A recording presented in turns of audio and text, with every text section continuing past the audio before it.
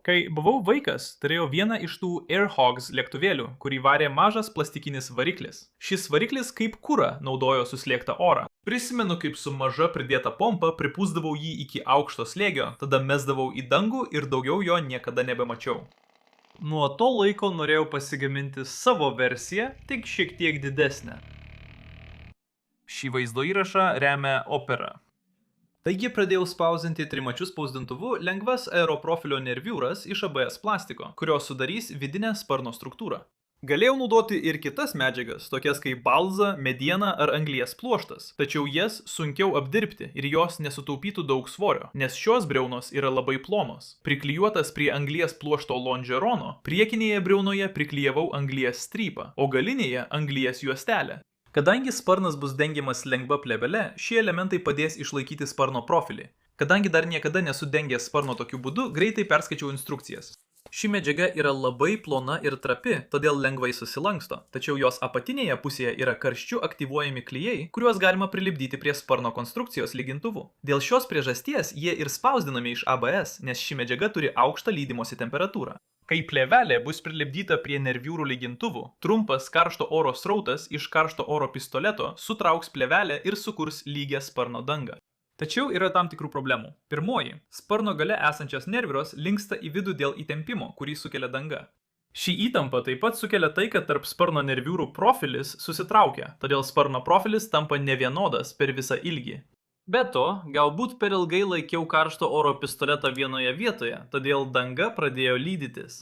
Trumpai noriu pakalbėti apie sparno konstrukciją, nes tai jau ketvirtas oro varomas lėktuvas, kurį bandau sukonstruoti ir skraidinti. Pirmasis mano pastatytas lėktuvas buvo sunkiausias, bet jo sparnas buvo labai panašus į tą, kurį dabar gaminu. Tik jis buvo pagamintas iš putplasčio plokštės. Ir nors lėktuvas turėjo labai neefektyvų variklį, jis iš tikrųjų pasiekė mano asmeninį skrydžio trukmės rekordą – 16,5 sekundės. Tuo tarpu mano paskutinis orų varomas lėktuvas, kuris turėjo daug efektyvesnį variklį ir buvo daug lengvesnis, skrido tik 8 sekundės. Iš dalies taip nutiko dėl to, kad jis atsitrenkė į tvorą, tačiau jei sparnas būtų turėjęs didesnį keliamosios jėgos ir pasipriešinimo santykį, galbūt būtų peršokęs tvorą. Aš vis bandžiau daryti šiuos lėktuvus vis lengvesnius ir variklius vis galingesnius, tačiau neatsižvelgiau į pasipriešinimą, kurį sukelia pats orlaivis. Paskutinis mano pagamintas sparnas buvo labai lengvas, bet taip pat turėjo daug pasipriešinimo. Kadangi trauka turi įveikti pasipriešinimą, labai nedidelė variklių sukurta trauka sunkiai leido lėktuvui įsibėgėti. Taigi, ši nauja sparno konstrukcija naudoja žinomą aerodinaminį profilį, kuris, esant tinkamam oro greičiui ir atakos kampui, gali pasiekti 60:1 keliamosios jėgos ir pasipriešinimo santykį. Taigi, šiek tiek papildomo svorio nebus didelė problema. Ir jei norėtumėte sukurti tokį individualų sparną su savo aerodinaminiais profiliais, labai rekomenduoju išbandyti Onshape. Aš paprasčiausiai importuoju aerodinaminio profilio formą iš aerofoiltools.com. Tada, pridėjus kelias dizaino ypatybės, jis iš esmės jau paruoštas spausdinimui. Šios briaunos yra tokios pačios spalvos kaip mano marškinėliai. Norėdamas išspręsti problemas, kurias sukėlė dengiamoji plėvelė, nusprendžiau naudoti ploną balzos medžio lakštą, kad sustiprinčiau priekinį kraštą. Ši medžiaga labai lengvai lankstosi, o jei ją išnešite į lauką, britiškų orų jį lankstysis dar lengviau.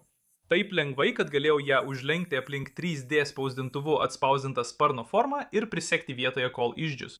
Kai išdžiūsta, ji išlaiko išlenktą priekinio sparno krašto formą, o aš galiu atspausdinti naujas briaunas su mažu laipteliu, prie kurio bus tvirtinamas sutvirtinimo elementas.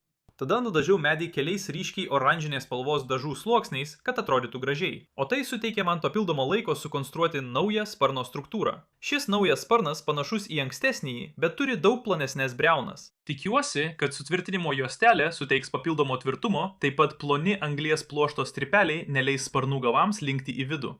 Kai dažai išdžiūvo, priklijavau sutvirtinimo juostelę prie sparno konstrukcijos skystais ciano akrilato klijais. Ir sparnas atrodė tikrai gražiai, su oranžiniu priekiniu kraštu ir pilkomis briaunomis.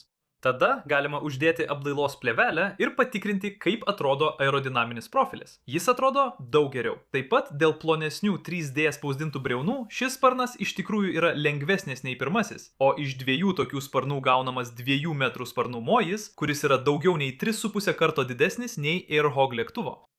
Taigi mums reikia galingo variklio, kad galėtume jį pakelti į orą. Laimiai jau kurį laiką kuriu 3D spausdintus oro variklius ir esu išbandęs daugybę skirtingų konstrukcijų, tokių kaip spiruoklėmis valdomi įsiurbimo vožtuvai, Camon vožtuvai su stumikliais, diafragma valdomi stūmokliai ir naujausias modelis, kuriame naudojama specialiai suformuota stūmoklio tarpinė, kuri išsiplečia esant slėgiui ir užtikrina stūmoklio sandarumą. Tai labai panašu į Airhog variklį. Ir šis variklis buvo didžiulis žingsnis į priekį pagal našumą palyginti su mano ankstesniais modeliais. Šis variklis, sveriantis vos 40 gramų, sukuria net 350 gramų traukos. Fill the cylinder. Variklis yra labai paprastas, turi tik kelias judančias dalis. Aukšto slėgio oras patenka į variklio viršų ir yra sandarinamas šiuo guolio rutuliuku. Tada, kai variklis sukasi, mažas kaištis ant stūmoklio viršaus pakelia rutuliuką aukštyn, atidaro vožtuvą ir leidžia aukšto slėgio orui užpildyti cilindrą. Tačiau ši tarpinė ant stūmoklio viršaus yra labai svarbi variklio efektyvumui, nes ji dėl slėgio išsiplečia ir sandariai priglunda prie cilindro sienelių. Dėl to slėgis stumia stūmoklį žemyn, uždaro rutulinį vožtuvą ir suka alkūninį veleną. Tada, kai stūmoklis pasiekia apačią, oras išeina per išmetimo angas, o tarpinė susitraukia, pašalindama bet kokią suspaudimą, kai stūmoklis kyla atgal į viršų. Dabar tinkama naudoti ore šio variklio versija yra šiek tiek kitokia, tačiau veikia visiškai taip pat. Ji tiesiog turi šią 3D spausdintą sriegį, kad būtų galima pritvirtinti prie plastikinio gėrimo butelio, o oras kyla šiuo plonu vamzdeliu į cilindro galvutę. Aš taip pat nusprendžiau įsigyti aukštos kokybės sraigtą, tikėdamasis maksimaliai padidinti traukos galią. Ir žinoma, faktas, kad šis sraigtas turi savo kojines, turbūt reiškia, kad jis geras. Žinau, daugelis iš jūsų galvoja, kodėl aš nenaudoju anglies dioksido balionėlių vietoj plastikinių butelių, juk jie gali išlaikyti daug didesnį slėgį. Na, šis anglies dioksido balionėlis yra pripildytas maždaug iki 800 psi slėgio, tai yra apie 54 kartus daugiau nei atmosferos slėgis, kas yra daug, bet jo tūris labai mažas, tik 21 ml. Taigi, jei leistume anglies dioksido dujoms išeiti iš balionėlio ir susilyginti su 1 atmosferos slėgiu, turėtume šiek tiek daugiau nei litrą dujų. Bet jei 2 litrų gėrimų butelį suslėgsime iki 120 psi, tai yra maždaug 8 kartus daugiau nei atmosferos slėgis, galėsime jame laikyti 16 litrų oro. Tai reiškia, kad mums reikėtų 14 anglies dioksido balionėlių, kad prilygtume gėrimų butelio talpai. Ir atsižvelgiant į tai, kad vienas balionėlis sveria daugiau nei butelis, oro saugojimo ir svorio santykis gėrimų butelyje yra daugiau nei 14 kartų didesnis. Taigi, pereiti prie anglies dioksido balionėlių būtų didelis žingsnis atgal. Bet žinote, kas nėra žingsnis atgal? Išbandyti Opera naršyklę. Opera One yra naujausia Opera darbalaukio naršyklės versija. Ir ji tikrai padeda mano darbo procese, kai kuriu šiuos projektus YouTube. Pavyzdžiui, kai tyrinėju ir kuriu projekto dizainą. Mano naršyklės kortelės gali tikrai susikaupti, bet Opera turi šią skirtukų grupavimo funkciją, todėl galiu suskirstyti korteles į grupes. Pavyzdžiui, čia yra sala, pilna kortelių skirtų tyrinėti sparno profilius, o čia yra sala, pilna produktų kortelių skirtų įsigyti dalis reikalingas jo statybai. Taip pat su integruota Aria AI atsakymo į bet kokį klausimą paieška tapo daug paprastesnė. Pavyzdžiui, jei perskaitėte ką nors, apie ką norite sužinoti daugiau, tiesiog pažymėkite tą tekstą ir atsidarys Aria AI užklausos langas. Tada pasirinkite tarp trumpai paaiškinti, išnagrinėti arba išversti, priklausomai nuo to, ko jums reikia. Asmeniškai man labai patinka naudoti trumpai paaiškinti parinkti, nes tyrinėdamas savo projektus dažnai susiduriu su daug techninių žodžių. Ši funkcija man sutaupo daug laiko. Taip pat čia yra komandų eilutė, kurioje galite užduoti įvairius klausimus. Tai labai naudinga, jei man reikia greitai atlikti kokį nors skaičiavimą.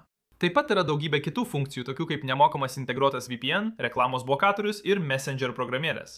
Labai rekomenduoju išbandyti ją atsisiųsdami Opera per mano nuorodą žemiau. Ačiū Opera už šio vaizdo įrašo rėmimą.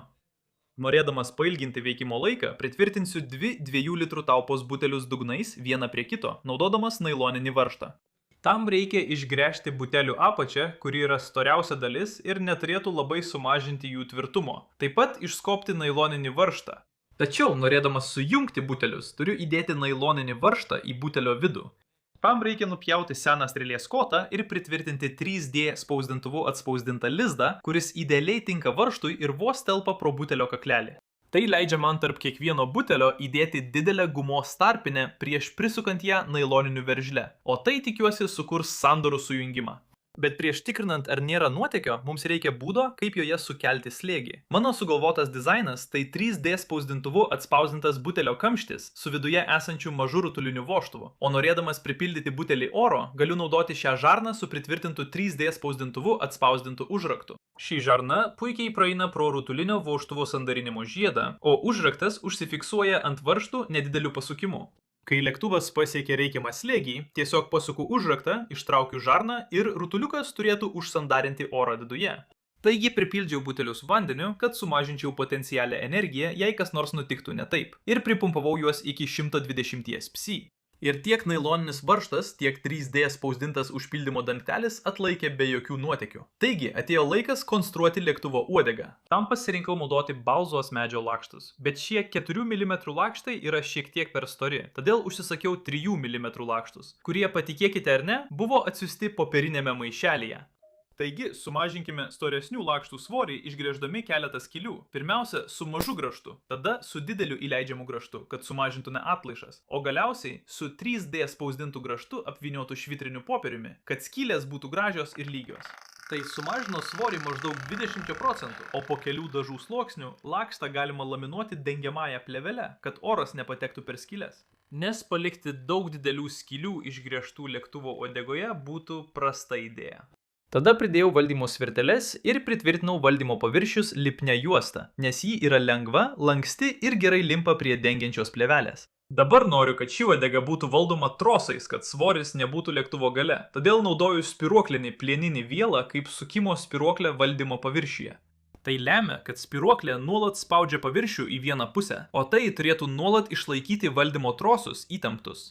Dabar galite pastebėti, kad čia yra tik dvi uodegos plokštumos, o ne atskiras aukščio vairas ir krypties vairas. Ir taip yra todėl, kad pasirinkau V formos uodegos konstrukciją. Tada atspausdinau šią keistai atrodančią dalį, prie kurios bus tvirtinamas uodegos vamzdis, ir čia galiu pritvirtinti servo variklius uodegos valdymui, kas veikia tikrai gerai, kai trosai jau pritvirtinti. Šis centrinis mazgas taip pat tvirtinamas prie butelių su lankščiu spausdintu žiedu ir mažu laikikliu ant uodegos vamzdžio, kad būtų užbaigtas lėktuvo fiuzeliažas. Dabar viskas, ko reikia, pritvirtinti sparnus prie šių taškų ir turėsime pilnai surinktą lėktuvą. Išsineškime jį bandomajam skrydžiui. Gerai, 60 psi, bet girdžiu, kad iš galinio butelio dangtelio leidžia orą. Tai nėra geras ženklas, nes jau atlikau slėgio testą. Gerai, greitai išleisk slėgį. We can climb. Na, bandome, pakreipk valdymo svirtis. Ir paleisk variklį.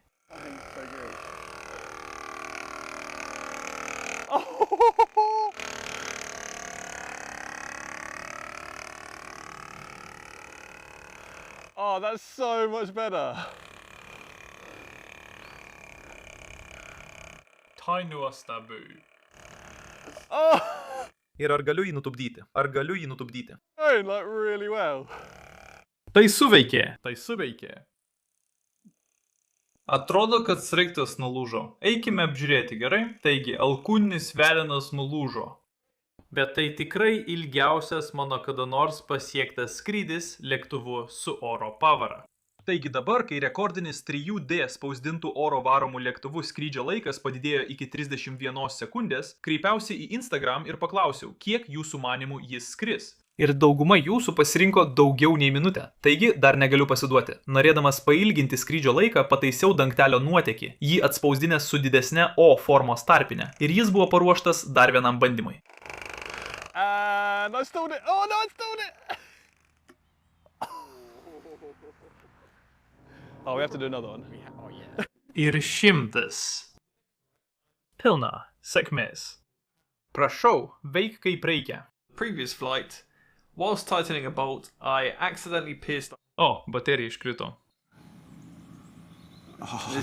Pirmin, mes galime kilti.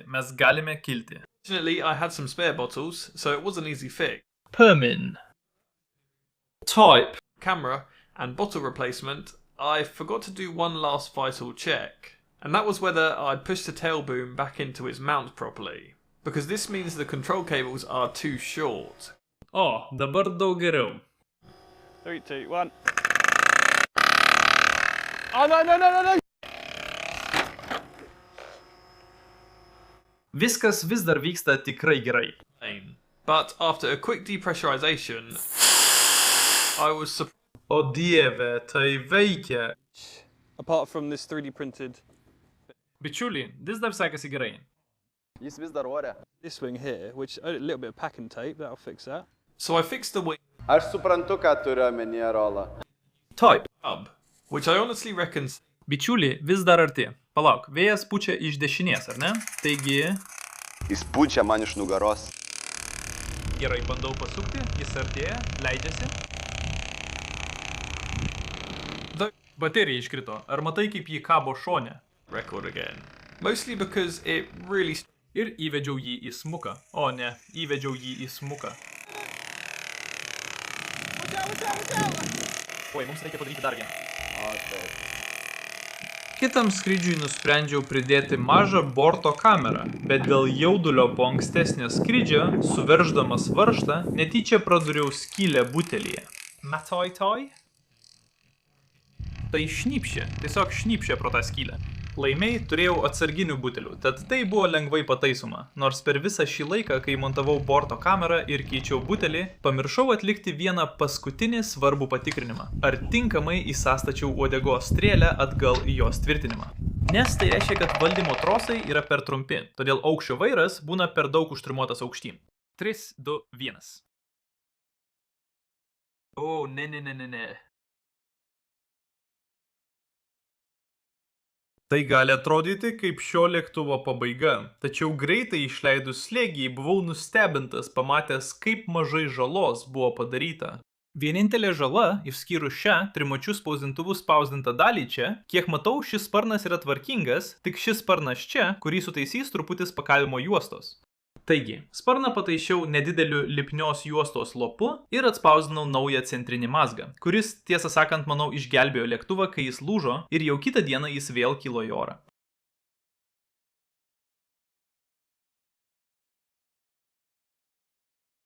Tačiau dar nepavyko pagerinti 1 minutės ir 22 sekundžių skrydžio rekordo. Daugiausia todėl, kad lėktuvas labai sunkiai skrenda vėjuotų orų.